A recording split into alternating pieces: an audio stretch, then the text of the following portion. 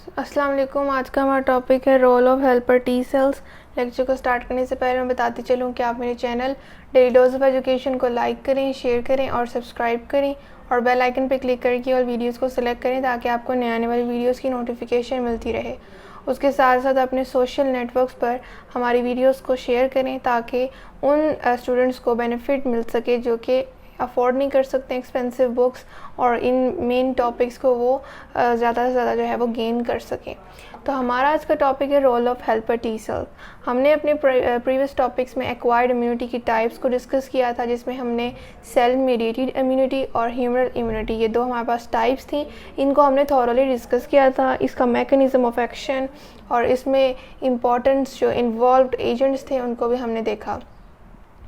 अब उन्हीं एजेंट्स को हमने डिस्कस करना है। हमने देखा था कि सेल मीडिएटेड इम्यूनिटी में सबसे इम्पॉर्टेंट रोल था हेल्पर टी सेल्स का, तो इसीलिए मैंने इसके रोल पर ये एक सेपरेट लेक्चर बनाया है। इसके साथ हम एंटीबॉडीज़ और एंटीजेंस को भी देख चुके हैं। एंटीजेंस वो जिनकी वजह से हमारे पास ये इम्यूनिटी डेवलप होती है, रिस्पॉन्स क्रिएट होता है, और एंटीबॉडीज़ वो जो कि इम्यूनिटी में इन्वॉल्व होती हैं और फाइट करते हैं अगेंस्ट द पर्टिकुलर एंटीजन। तो हेल्पर टी सेल्स का रोल जो कि बहुत अहम था, हमने देखा था कि हेल्पर टी सेल्स पहले एक्टिवेट होते हैं। ये हमारे पास टी सेल्स यानी टी लिम्फोसाइट्स की टाइप 1 है हेल्पर टी सेल्स, और ये एक्टिवेट होंगे तो हमारे पास बाकी सारे टाइप्स जो हैं लिम्फोसाइट्स की वो एक्टिवेट होंगी, और इसी ने एंटीजन प्रेजेंटिंग सेल के पास प्रेजेंट जो एंटीजन है जो बाउंड हुआ है ह्यूमन ल्यूकोसाइट एंटीजन के साथ, तो उसे रिकग्नाइज़ करना है, और रिकग्नाइज़ करने के बाद इसने एक्टिवेशन जो है वो इसकी होनी है और इसने सर्कुलेशन में आ जाना है। तो ये इसका हमने सारा मैकेनिज़्म बैकग्राउंड देखा है। आज हमने इसके इंपॉर्टेंट टर्म्स देखनी है, इसकी टाइप्स और उनके भी रोल देखना है। Role of helper T cells हमें पता है कि हेल्पर टी सेल्स जो हैं वो सर्कुलेशन में एंटर होते हैं और सारे टी सेल्स और बी सेल्स को एक्टिवेट कर देते हैं। यही इसका मेन रोल है जो कि हम ऑलरेडी डिस्कस कर चुके हैं।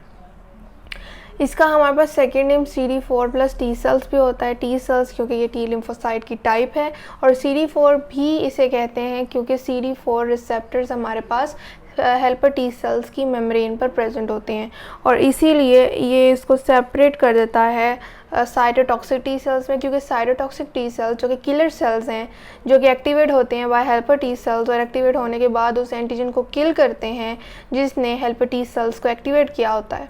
तो साइटोटॉक्सिक टी सेल्स और हेल्पर टी सेल्स को डिफ्रेंशिएट अगर करना हो तो वो रिसेप्टर प्रोटीन मॉलिक्यूल्स जो कि इन दोनों सेल्स की सेल मेम्ब्रेन पर प्रेजेंट होते हैं वो करते हैं, क्योंकि CD4 रिसेप्टर हमारे पास हेल्पर टी सेल में प्रेजेंट होता है जिसे हम इंड्यूसर टी सेल भी कहते हैं, और CD8 रिसेप्टर हमारे पास प्रेजेंट होता है on the cell membrane of cytotoxic T cell और किलर टी सेल। तो ये दोनों में इम्पॉर्टेंट डिफरेंस है। अब हम आते हैं इसकी नॉर्मल रेंज में कि नॉर्मल ह्यूमन बॉडी में जो हमारे पास हेल्पर टी सेल्स की रेंज है पर क्यूबिक मिलीमीटर ऑफ ब्लड वो 500 to 1500 की रेंज में होती है। टाइप्स पे आते हैं कि हमारे पास हेल्पर टी सेल्स की कितनी टाइप्स हैं। इसमें हमारे पास दो टाइप्स हैं, helper 1 cells and helper 2 cells, जिसे हम TH1 सेल्स और TH2 सेल्स भी कहते हैं। रोल ऑफ TH1 सेल्स अगर हम देखें तो ये हमारे पास सेलुलर इम्यूनिटी के साथ कंसर्न है, यानी वो इम्यूनिटी जिसमें सेल्स इन्वॉल्व हैं जो कि हम अपनी प्रीवियस टॉपिक में डिस्कस करके आ चुके हैं। ये असल में वो TH1 सेल है हेल्पर टी सेल का जो कि एक्टिवेट होता है ड्यूरिंग सेलुलर इम्यूनिटी और सारे टी सेल्स की टाइप को भी एक्टिवेट कर देता है। ये वो हमारे पास हेल्पर टी सेल है, उसकी टाइप है, और इसने सिक्रीट करने होते हैं 2 सब्सटेंसेस, और एक सब्सटेंस का नाम है हमारे पास इंटरल्यूकिन 2, एक है गैमा इंटरफेरॉन्स। ये 2 सब्सटेंसेस TH1 सेल रिलीज़ करता है। इंटरल्यूकिन 2 क्या करता है, ये टी सेल्स को, असल में ये सब्सटेंस है जो कि हमारे पास सेलुलर इम्यूनिटी के केस में जब हेल्पर टी सेल उसकी भी टाइप 1 एक्टिवेट होती थी तो वो किस तरह से एक्टिवेट करती थी दूसरी टाइप्स को, इंटरल्यूकिन 2 रिलीज़ करके, कि जैसे ही सेलुलर इम्यूनिटी डेवलप होती है उसका मैकेनिज़्म इनिशिएट होता है, हेल्पर टी सेल्स की टाइप 1 TH1 सेल्स एक्टिवेट होंगे थ्रू अ पर्टिकुलर मैकेनिज़्म जो कि हम स्टेप बाय स्टेप सीक्वेंशियल वे में डिस्कस करके आ चुके हुए हैं। इंटरल्यूकिन 2 रिलीज़ करेगा एक्टिवेट होने के बाद, सर्कुलेशन में एंटर होने के बाद, और इंटरल्यूकिन 2 की वजह से क्या होगा, it activates all other T cells, जिसमें साइटोटॉक्सिक टी सेल्स आते हैं जो कि किलर सेल्स हैं, फिर हमारे पास सप्रेस्ड टी सेल्स आते हैं जो कि रेगुलेटरी टी सेल्स हैं, फिर मेमोरी सेल्स आते हैं। गैमा इंटरफेरॉन सेकंड सब्सटेंस है जो कि रिलीज़ होता है बाय TH1 सेल्स यानी कि हेल्पर टी सेल्स की फर्स्ट टाइप। ये स्टिमुलेट करता है phagocytic activity of cytotoxic cells जिसमें मैक्रोफेजेस और नेचुरल किलर सेल्स भी इन्वॉल्व हैं। गैमा इंटरफेरॉन्स असल में सेलुलर इम्यूनिटी में ही प्रेजेंट जो सेल्स हैं, क्योंकि सेलुलर इम्यूनिटी में प्रेजेंट होते हैं सेल्स, अब वो मैक्रोफेजेस हो सकते हैं, नेचुरल किलर सेल्स हैं। नेचुरल किलर सेल्स हमारे पास असल में नॉन टी सेल्स होते हैं, यानी जिस तरह हमारे पास लिम्फोसाइट्स जो हैं वाइट ब्लड सेल की टाइप ए ग्रेनुलोसाइट्स हैं जिसमें कि साइटोप्लाज्म में ग्रेन्यूल्स प्रेजेंट नहीं होते। उसकी भी हमने 2 टाइप्स पढ़ी कि टी लिम्फोसाइट्स है जो कि सेलुलर इम्यूनिटी के साथ कंसर्न्ड है, उसमें अपना रोल प्ले करता है, और बी लिम्फोसाइट्स ह्यूमरल इम्यूनिटी में रोल प्ले करते हैं।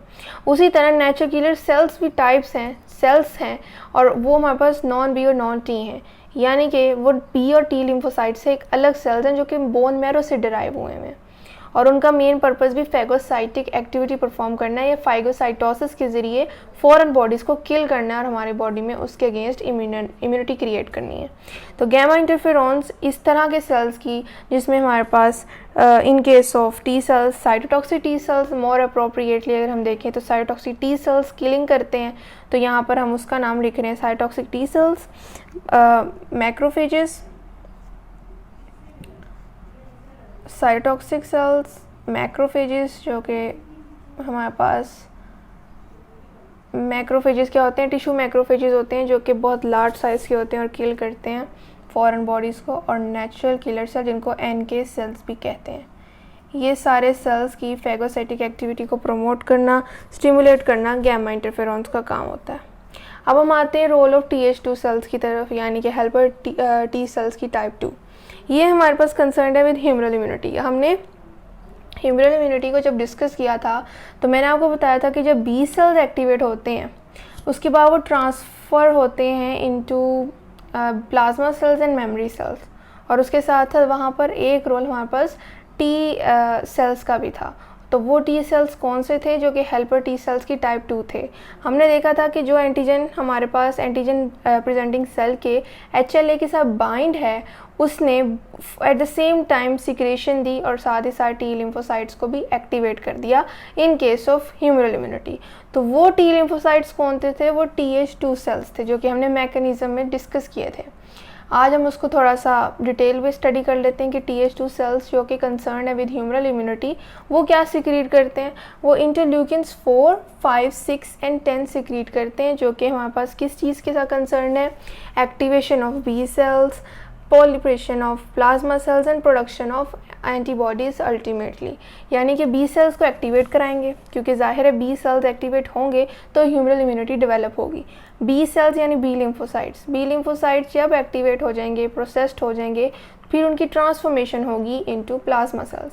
वो प्रोसेसिंग होगी उनकी प्रोलिफरेशन एक्टिवेशन होने के बाद फिर प्लाज्मा सेल्स में कन्वर्ट होंगे। प्लाज्मा सेल का रोल आप पहले ही पढ़ चुके हैं कि हमारे पास एक प्लाज्मा सेल 1 सेकेंड में 2000 मॉलिक्यूल्स ऑफ एंटीबॉडीज़ प्रोड्यूस करता है। तो इसके हिसाब से हमारे पास प्लाज्मा सेल्स का जो एवरेज लाइफ स्पेन है वो सेवरल डेज तक जाता है, तो उसके हिसाब से हमारी बॉडी में कितनी ज़्यादा एंटीबॉडीज़ की प्रोडक्शन होती है।